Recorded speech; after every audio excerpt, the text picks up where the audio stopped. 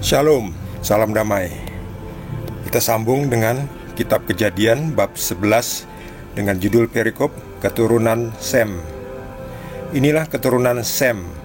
Setelah Sem berumur 100 tahun, ia memperanakkan Arpaksad 2 tahun setelah air bah itu. Sem masih hidup 500 tahun setelah ia memperanakkan Arpaksad, dan ia memperanakkan anak lelaki dan perempuan. Setelah Arpaksad hidup 35 tahun, ia memperanakkan Selah.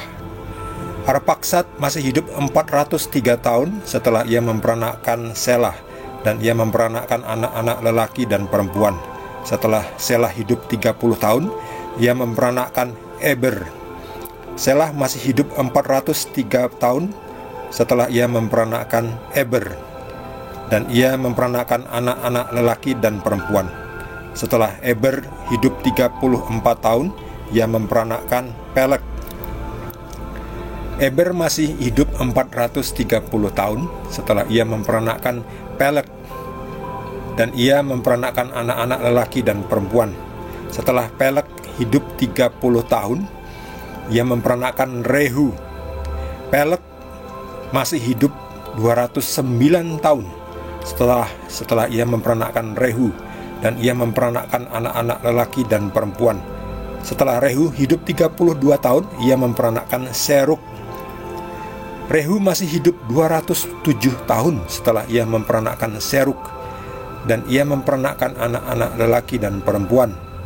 Setelah Serug hidup 30 tahun, ia memperanakkan Nahor. Serug masih hidup 200 tahun setelah ia memperanakkan Nahor, dan ia memperanakkan anak-anak lelaki dan perempuan. Setelah Nahor hidup 29 tahun, ia memperanakkan Terah.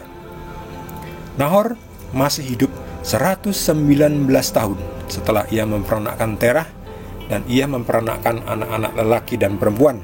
Setelah Terah hidup 70 tahun, ia memperanakkan Abram, Nahor, dan Haran. Demikianlah sabda Tuhan. Belajar mengenai silsilah ini sangat rumit dan membutuhkan hafalan yang sangat kuat. Kita harus menghafalkan nama-nama keturunan.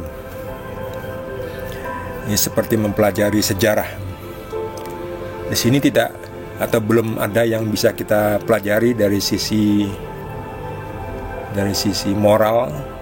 Ini lebih ke biologis ya, ke pembelajaran biologis, si ini keturunannya si itu dan sebagainya. Tetapi kita garis bawahi ini, umurnya itu cukup lama ya, 100 tahun. Lalu Sem masih hidup 500 tahun setelah memperanakkan Arpaksad. Lalu Arpaksad hidup 35 tahun sebelum kawin dan memperanakkan Selah. Sementara Sem berumur 100 tahun baru memperanakkan Arpaksad. Jadi ya macam-macam ya. Sebelumnya mereka sampai tua-tua di atas 100 tahun baru punya anak. Tapi setelah itu, setelah Sem, Arpaksad hidup 35 tahun. Nah, ini kan biasa ya. Kita sekarang ini juga orang kawin umur 35 tahun, 30-an, 40-an itu sangat umum ya. Jadi ini udah mulai mirip dengan kehidupan kita. Zaman dahulu masih sangat tua-tua di atas 100 tahun. Terakhir sampai Terah ya.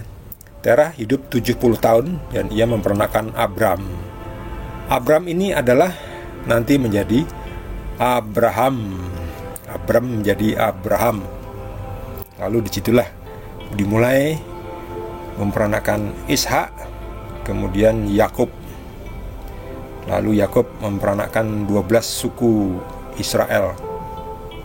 Dan ceritanya sampai saat ini begitu panjang ya. Jadi cerita kita yang mesti kita pelajari dari kitab Kejadian ini masih panjang. Nanti disambung dengan kitab Keluaran ya. Jadi Kejadian dan Keluaran itu sangat berkaitan.